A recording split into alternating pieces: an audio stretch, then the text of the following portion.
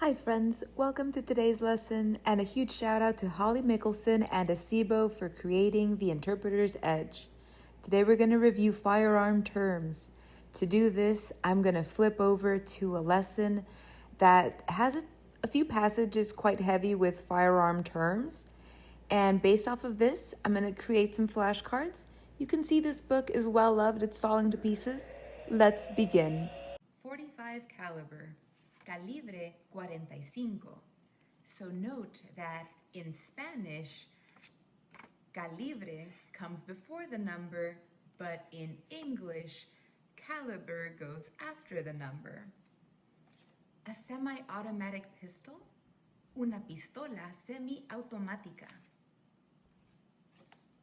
Hollow point ammunition, munición de punta hueca. We have here Smith & Wesson 357 Magnum revolver. In Spanish, it's revólver Smith & Wesson calibre 357 Magnum. Let's break it down in both. So in English, we're seeing brand first, followed by caliber, and followed by firearm type. And in Spanish, we have it flipped. The firearm type, revólver, comes first, followed by the brand, Smith & Wesson. And note, because it's a brand, we're not changing the name, or we're not interpreting that, followed by caliber at the end. A 12-gauge shotgun. A shotgun es una escopeta. So a 12-gauge shotgun es una escopeta calibre 12. A double-barreled shotgun, so we remember escopeta is shotgun. Double-barreled escopeta de dos cañones.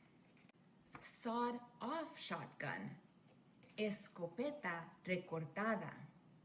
A double-aught buckshot.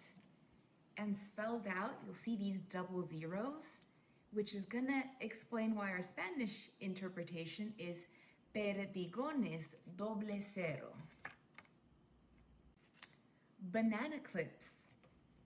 Banana clips, I like cargadores curvos.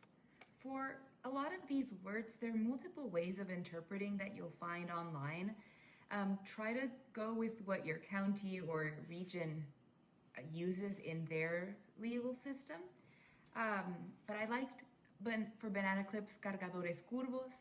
The book here for banana clips, they suggested or offered depósitos encorvados.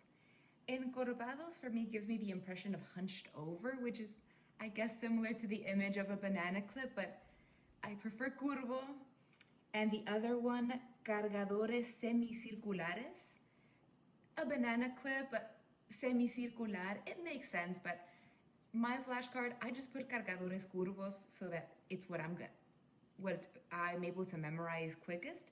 But it's good to still learn other ways of saying it, because what if you're interpreting for a Spanish-speaking witness and they're using the term cargador semicircular? So you have to know that they're referring to a banana clip, even though in my flashcard I might have just written cargador curvo. Let's move on.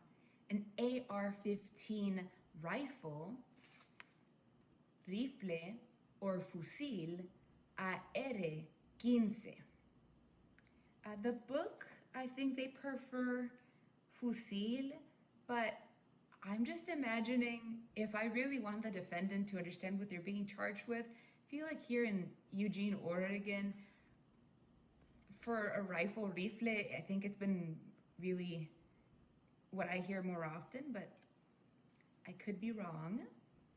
And our final term, Kalashnikov AK-47 rifle. We have rifle or fusil, Kalashnikov AK-47. All right, friends, I hope you enjoyed today's firearm term lesson. It's a lot, and I hope this helped you. I'll need to hammer this in myself, the firearm order. If you want to screenshot this for yourself. All right, thank you and have a great rest of the day.